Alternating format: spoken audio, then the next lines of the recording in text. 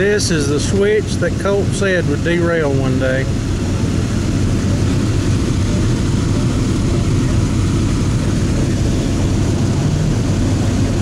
Had one grain car on a southbound train flip the switch and hit the ground.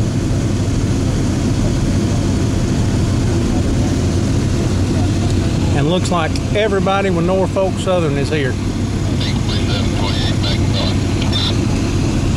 This is the crossing at 5th Street in Fort Payne.